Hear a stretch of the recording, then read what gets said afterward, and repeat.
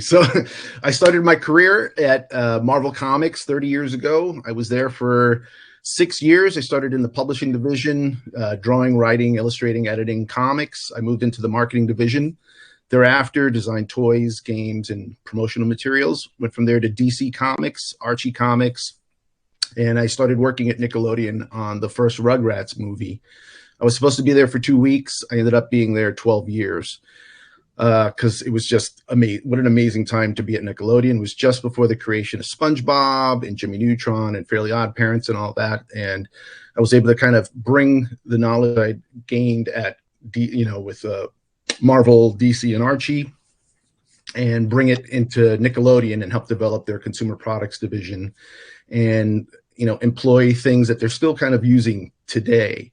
And I was in that division for about 6 years. And I moved to On Air when my boss got promoted. And then I was helping launch shows, develop original content for the channel. And I continued to work with the marketing team and still design toys and video games because as you could tell, I really love that stuff. Clearly, all that stuff behind me is things I really love. I went from there to Saatchi & Saatchi. Now I went to school for advertising, animation, illustration. But after dabbling in advertising in the 90s, I kind of backed out of it.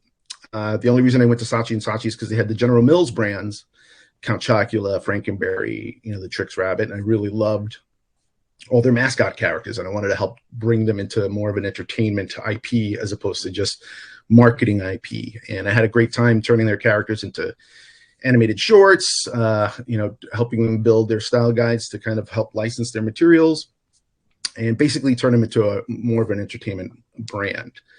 I went from there back to Gray, where Hasbro became my client, and I got to work on Star Wars, Transformers, Paramount-related stuff, Spider-Verse, Avengers. Again, all the things you see behind me are, trophies from my past victories and things that I love. And happened to meet Gary a few years ago over it was a short-term project for Illumination that never came to fruition, but we really hit it off. I was explaining to him how I'm not a typical ad guy. And he was like, oh, no, I don't really like typical ad guys. I firmly believe all the same things you do about pop culture and how to reach and connect with people through character. And by the end of the conversation, Gary had hired me away from being a director on a new series that I had been tapped to direct. And that's how I ended up here. The first thing you do is this is a brand that's born in social. What are some of those elements that can inform the type of fonts we use, the type of holding shapes we use, just so everybody internally and even our outside collaborators can start using symbolism and even a definitive color green that starts making us feel like we are a holistic package and a brand with a solid foundation. And some of those things were being developed simultaneously as we continue to work on a character guide, which is going to be incredibly helpful for all of us to know what was in Gary's head and how that helped inform each individual character. And character guides are, these are I'm going to hold a few up, but these are some I did at Nickelodeon. You get a toolkit. It kind of walks you through who the characters are. Later on in my career, I started adding quotes. So, collaborators know what these characters would say and they can apply it to T-shirts. I don't know what the average age of our audience is, but maybe you grew up watching some of the stuff I've worked on. I know everybody's heard of SpongeBob, but every brand has this, and every brand kind of uses this as the foundation for making sure everybody's speaking in alignment. So consequently, every single social media platform, every collaboration, whether it's with an artist or with a company like Mattel, we're just trying to make sure that everything that's put out is kind of talking the same language and visually feels like it's coming from the same place. And I think this is when Manny can jump in and speak to why he thinks we're going too fast in a world where on the other side of the market, people are thinking we're going too slow at times. Everyone's got different points of view, but I mean, you're touching on everything. I mean, Manny, give me an example of how long you would want to work on Sweet Swan character development to make that Shrek personality that Josh is talking about. Give me a for instance. I'd say on average it's 12 months to 18 months. So SpongeBob, we had 18 months to kind of develop the world. Like the show I sold to NBC, you have 12 to 18 months to develop the world. You start with a foundation of how the world works, what's the verisimilitude of these characters believing that their world works and how they interact with one another.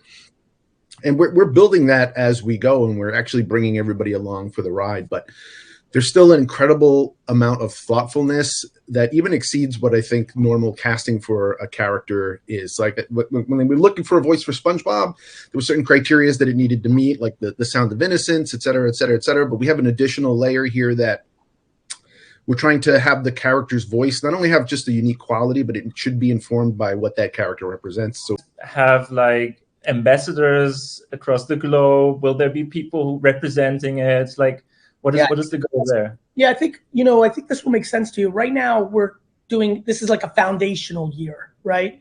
We wanted to get the character developed. There's been so much behind the scenes. I thought it was very healthy for people. You can imagine I'm sitting in the middle of what Manny is communicating to me of like the standards he's looking to uphold in our partnership, and then the community. Manny literally says, I want 12 to 18 months per character.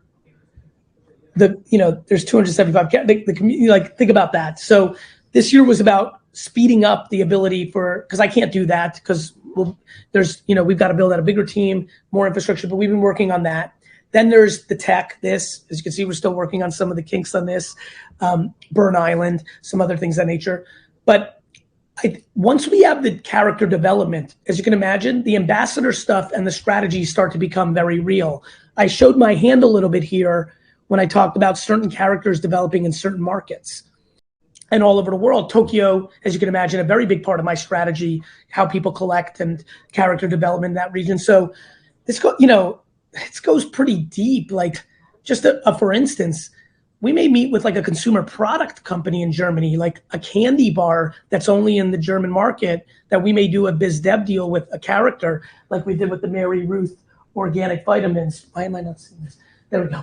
Like this anteater play, these are all like test things we're doing to lay down the foundation. So I think all those things will be real. And then there's official, unofficial things like fan club or ambassadors, you and Katie in England for the meetup. Like there's people emerging within the community. And, I'm very hopeful over the next 3 to 5 years, there's opportunities for us to do more things with community members that become full-time employees like Jeremy did, or relationships we have around the globe that we activate. And even if we don't do it officially, I think there's an enormous amount of unofficial stuff that's happening here, community building.